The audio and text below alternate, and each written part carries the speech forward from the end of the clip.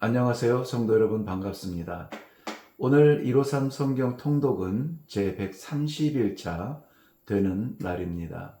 오늘은 누가복음 22장과 요한복음 13장부터 17장까지 그리고 마태복음 27장과 마가복음 15장을 읽게 됩니다. 먼저 누가복음 22장을 보시면 22장과 23장은 가룟 유다의 배신으로부터 예수 그리스도의 십자가 죽음의 무덤까지의 내용이 담겨져 있습니다. 대제사장들과 서기관들이 두려워하는 것은 진리가 나타나는 것이 아니라 바로 군중들의 함성 소리였죠.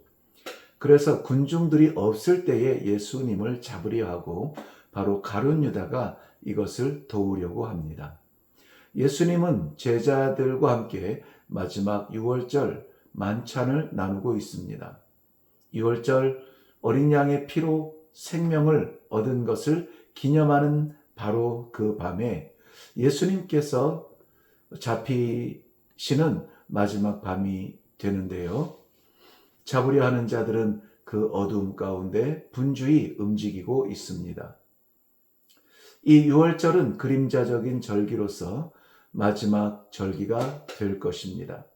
16절에 보면은 바로 그리스도의 십자가 보혈이 유월절 어린 양의 실체가 되어서 완전한 화목제로 드려지기 때문에 그렇습니다.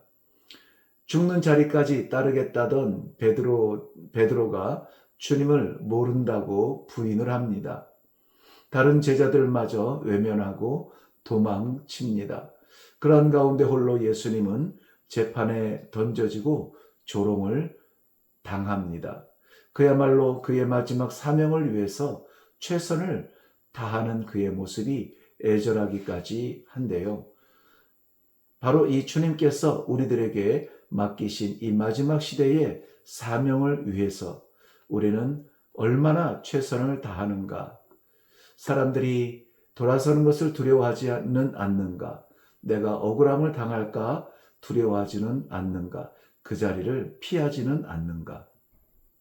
누가복음 22장은 이런 부분을 생각나게 합니다. 우리는 요한복음 13장으로 건너가서 17장까지 읽게 됩니다. 동일한 내용, 예수님께서 준비하신 6월절 만찬. 제자들은 그 가운데에서도 서로 누가 큰 자인지 견주고 있습니다. 이때 예수님께서는 아주 작은 간단한 행동으로 답을 대신하고 계시죠. 바로 제자들의 발을 씻어 주십니다. 진정한 봉사는 사랑의 섬김의 자리에서 나타납니다. 모두가 높아지려고 하는 바로 그 자리에서 예수님은 주님이면서 가장 낮은 종의 자리로 내려가는 모습입니다. 그리고는 제자들에게 이와 같이 명령하십니다. 너희도 가서 이와 같이 하라는 것이죠. 30절에 보면 밖으로 뛰쳐나가는 유다의 모습이 보입니다. 그런데 성경은 그 시를 이렇게 기록하죠. 밤 일어라, 밤 일어라. 유다는 어둠 속으로 사라지지만 그리스도의 영광의 빛까지 가릴 수는 없었습니다. 남겨진 제자들을 향해서 예수님은 새로운 계명을 전해 주시는데요. 바로 서로 사랑하라는 것이었습니다. 서로 사랑하라. 사랑받기에 익숙한 우리들에게 서로 사랑해야 된다는 이 사명은 참으로 어려운 말씀인데요. 예수님께서 주신 새 계명입니다. 가장 열정의 사랑을 자랑하던 베드로가 넘어질 것을 바로 그때 말씀하십니다. 그리고 베드로는 넘어집니다. 베드로가 다시 일어난 것은 베드로의 의지가 아니라 성령의 역사였죠. 요한복음 14장입니다. 베드로의 부인할 것을 예언하신 후에 흔들리는 제자들에게 도저히 흔들릴 수 없는 확실한 진리를 심어 주십니다. 내가 곧 길이요, 진리요, 생명이라. 예수님은 확실히 그의 제자들에게 하나님께 이를 수 있도록 유일하고 완전한 통로를 열어 주시는 것입니다. 그러므로 예수님께서 하나님께로 가시는 것은 제자들에게는 더욱 유익한 길이겠죠. 그 뒤만 따라가면 되니까 말입니다. 무엇보다 예수님께서 약속하신 성령, 그들을 언제 어디서나 지켜주실 것을 예수님은 아셨기 때문에 바로 이 성령을 기다리라, 성령 없이 나가지 말라고 말씀하는 것입니다. 예수님의 평안이 곧 제자들의 평안이 될 것입니다. 그러므로 예수님의 제자들은 마음에서라도 조금도 근심할 것이 아니었습니다. 예수님의 약속이었으니까요. 요한복음 15장에서 갑자기 우리는 포도밭으로 나아가는데요. 바로 포도나무로서의 성도, 삶의 열매를 맺어야 된다는 사명을 갖는데요. 사실은 포도나무 자체는 예수 그리스도라는 것을 알 수 있습니다. 그것을 바탕으로 해서 오늘 내용을 보시면 1절부터 8절까지 그리스도의 젖붙인 포도나무, 그리스도의 젖붙인 포도나무. 그렇다면은 우리 의지로 열매를 맺는 것이 아니라 본 나무에 의해서 가지가 자라고 가지에서 열매가 맺는 거죠. 그렇다면 가지의 열매가 아니라 나무의 열매인데, 나무는 바로 예수 그리스도라고 했습니다. 성도가 맺어야 되는 열매는 우리의 열매가 아니라 예수 그리스도의 열매여야 된다는 거죠. 9절부터 17절은 이웃과의 관계 속에서 사랑하는 친구로서의 열매를 맺으라 합니다. 포도나무가 넓어지고 그 가지가 퍼져나가서 많은 유익을 주는 것처럼 우리 사랑하는 친구들에게 영향력을 끼치는 그런 사람이 되라는 것입니다. 18절부터 25절은 세상과의 관계에서 성도의 열매인데요. 다름 아니라 세상에서는 핍박을 당할 수 있다는 것입니다. 친구에게는 사랑을 베푸는데 세상에서는 핍박을 당한다. 이 핍박도 성도에게는 열매라는 것입니다. 26절과 27절에는 성령과 주님께 대한 말씀의 관계에서 우리는 증인으로서의 열매를 맺어야 합니다. 사랑하는 성도 여러분, 일하는 것과 열매 맺는 것은 다른 영역입니다. 일은 열심히 하는데 열매가 되지 않는 경우, 또 내가 일을 했다라고 말할 수 없는데 어느덧 열매가 우리 가슴에 주렁주렁 맺혀 있는 놀라운 감사의 순간. 누구나 일을 하지만 공허함에서 끝나서는 안 되고 반드시 일하는 자는 열매를 맺어야 된다는 것입니다. 심지어 우리의 기대보다 훨씬 많은 열매를 맺는 가지가 된다면 그 나무를 심은 농부이신 하나님께서 얼마나 기뻐하실까요? 그 기쁨을 위해서 노력하는 것입니다. 포도나무와 농부, 그리고 가지와 열매. 농부는 열매를 기대하고 나무를 심습니다. 나무는 가지를 통하여서 열매를 맺습니다. 바로 그 포도나무가 이 땅에 심으신 예수 그리스도입니다. 예수 그리스도라는 나무에 우리는 젖붙임 바 되어서 열매를 맺어야 하는 사명적 가지, 즉 성도라는 사실입니다.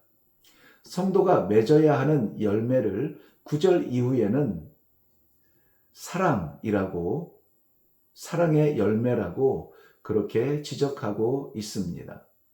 성도의 자세는 전적으로 나무에 의존하고 나무가 공급하는 것에 의해서 종의 자리에서 공급하는 자가 아니라 공급받는 것을 영향을 받아 열매를 맺어야 합니다. 그런데 예수님께서는 우리를 종이라 이렇게 부르지 아니하시고 친구라고 부르십니다. 이 감격스러운 부르심은 예수님께서 우리와 얼마나 교류하고 싶으신가 하는 마음을 보여주고 있습니다. 그리스도의 친구는 하나님께 사랑을 받고 대신 세상에서는 미움을 받습니다. 제가 사랑하는 아들의 친구는 그저 이 아들과 같이 너를 사랑한다 이러한 말을 할 수 있는 관계가 있잖아요. 우리 하나님의 마음이 그렇습니다. 부디 예수님과 친구가 되십시오. 그러나 세상에서는 핍박을 당할 수 있습니다. 세상이 미워하는 사람은 그를 택한 주님을 미워하는 것입니다. 그리고 그를 보낸 하나님을 미워하는 것이죠. 성도가 처한 세상의 미움의 자리, 그 고독한 가운데에서 이겨낼 수 있는 힘, 능력, 그것은 우리에게는 없습니다. 그래서 하나님께서 우리가 세상의 미움에서 넘어지지 않고 이겨낼 수 있도록 힘과 능력을 주시는데 바로 성령입니다. 요한복음 16장입니다. 예수님이 제자들을 떠나시고 남겨진 제자들이 만나게 될 미래, 우리가 이미 잘 알듯 출교를 당하고 매를 맞고 죽임을 당하기도 할 것입니다. 이유는 하나죠. 하나님의 이름 때문입니다. 그때에 도울 유일한 힘이 우리가 잘 아는 사람들이 아니라 바로 성령이십니다. 요한복음 16장 7절에서는 보혜사라 이렇게 이름을 부르고 있습니다. 예수님이 떠나실 때에 나타나는 현상이 어땠습니까? 20절 한번 가서 보시면 제자들은 애곡하며 애통하겠지만 세상은 기뻐한다라고 기록하고 있습니다. 그 순간은 그래요. 그런데 결국 제자들의 근심은 기쁨으로 변하고 세상의 기쁨은 근심과 눈물로 변할 것입니다. 그때로부터는 제자들의 이 기쁨을 아무도 빼앗을 자가 없을 것입니다. 그 기쁨은 예수님의 부활로부터 얻어진 확신의 기쁨이기 때문에 예수님의 부활을 돌이킬 수 없는 것처럼 우리의 기쁨을 빼앗을 자가 없을 것입니다.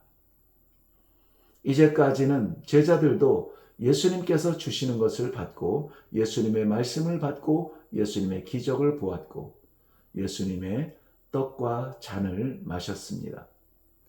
그런데 성령의 능력으로 말미암아 이제는 제자들이 직접 하나님 앞에 나아가 구하며 얻을 것이고 이제는 받는 자리가 아니라 오히려 나누며 부어주며 베풀며 성령의 은사로 사람들을 살리는 일에 쓰임받을 것입니다. 이 비밀의 병기로 말미암아 제자들은 두려울 것이 없습니다. 왜냐하면 성경은 이렇게 기록합니다. 내가 세상을 이기었노라. 여기에는 이미 already라는 이미라는 시제가 붙어 있는데요. 예수님께서 이미 세상을 이기셨으니 우리는 그 얘기를 따라가면 승리의 고지에 오르고 승리의 깃발을 꽂는 자리에 서게 될 것입니다. 요한복음 17장입니다. 17장은 예수님의 기도의 자리입니다. 성육신으로 오셔서 해야만 했던 모든 일을 다 마치시고 마지막 기도의 자리, 어떤 기도를 하셨을까요? 예수님은 이제까지 하나님의 메시지를 다 선포하셨고 하나님은 세상에 나타내셨습니다. 그리고 마지막 십자가의 길을 남겨 놓으셨죠. 그 십자가를 지나면 성육신의 길을 위해 포기해야만 했던 영광의 보좌의 자리에 가시게 되는데요. 그렇지만 제자들은 그들을 죽이려는 세상 속에 남겨져 두려움에 쌓일 것입니다. 그래서 주님은 하나님 앞에 이렇게 기도합니다. 저들을 보전하여 주옵소서. 이 시간에 그의 길을 걷는 제자된 성도들은 바로 예수님의 이 기도 때문에 보호함을 받습니다. 제자들의 삶이 하나님의 진리의 말씀으로 더욱 굳건하게 단단해지고 하나가 되어 주의 길을 동반하는 동반자로서의 이 길을 함께 걸어갈 때에 마침내 주의 영광에 함께 동참하도록 우리 주님은 기도하고 계시는 것입니다. 네, 우리 마태복음 27장으로 건너갑니다. 예수 그리스도의 십자가. 그날을 앞두고 중요한 고백들이 쏟아지는데요. 예수님을 판 유다는 이렇게 고백합니다. 내가 무고한 피를 팔고 죄를 범하였도다. 성경 통독은 이런 부분을 읽을 수 있어서 참 좋습니다. 모함을 주도했던 대제사장들은 이렇게 말합니다. 우리에게 무슨 상관이 있느냐? 네가 팔았으니 네가 대가를 치르라는 것이죠. 그 재판을 주도한 빌라도는 이 사람의 피에 대하여 나는 무죄하니 너희가 당하라. 군중들은 소리를 높여 함성으로 소리칩니다. 바라바를 내주소서, 바라바를 내주소서. 군중들은 가로 열고 어리석게도 가로 닫고 바라바를 택합니다. 십자가를 지고 가는 연약한 메시아가 아니라 강력한 구원의 능력자 메시아를 그리워하며 다시 한번 시험합니다. 내려오라. 그리하면 우리가 너를 믿겠다. 조롱에 담긴 실가닥 같은 기대도 있으리라고 봅니다. 예수님의 부활을 염려하던 바리새인들은 무덤을 봉인하고 군인들로 지킵니다. 마치 기나긴 침묵의 시간처럼 무덤은 굳게 닫혀 있습니다. 마가복음 15장으로 갑니다. 빌라도는 역사를 더해갈수록 모든 성도에게 원수 같은 존재로 남아 있습니다. 지금도 여전히 우리는 사도신경을 고백하면서 본디오 빌라도에게 고난을 받으사 예수 그리스도를 고난한 자로 기록하고 있죠. 아내의 두려운 경고에도 불구하고 그는 결국 군중의 소리를 넘지 못합니다. 우리가 넘어지는 것은 진리의 세미한 음성이 아니라 세상의 군중의 소리, 세파에 넘어지지 않습니까? 긴장감과 대가의 차이는 있겠지만 우리도 많은 순간 알면서도 어쩔 수 없이 예수님을 배반까지는 아닐지라도 눈 감아 버리는 경우가 없는지 돌아보게 됩니다. 군중에게 넘겨진 예수님은 십자가의 형틀에 오르게 됩니다. 십자가의 길로 밀어넣으며 군중들은 이미 이성을 잃어버립니다. 남은 것은 군중 심리뿐이죠. 20절에는 희롱하였다고 표현합니다. 7절부터 20절의 내용을 자세히 읽다 보면 부끄러움마저 느끼게 되는데요. 가상 7원의 구구절절 두려운 말씀들이지만 특별히 나의 하나님 어찌하여 나를 버리시나이까 라는 절규를 잊어서는 안 됩니다. 바로 우리 성도의 생명의 가치이기 때문입니다. 버림받은 예수의 가치로 살아가는 성도, 바로 우리들입니다. 내일은 이제 우리가 사복음서를 끝내게 되는데요. 훨씬 좀 힘차고 기대가 되는 그러한 말씀, 그와 더불어서 우리들에게 많은 생각을 주는 말씀들이 기다리고 있습니다. 오늘도 여러분 수고하셨습니다.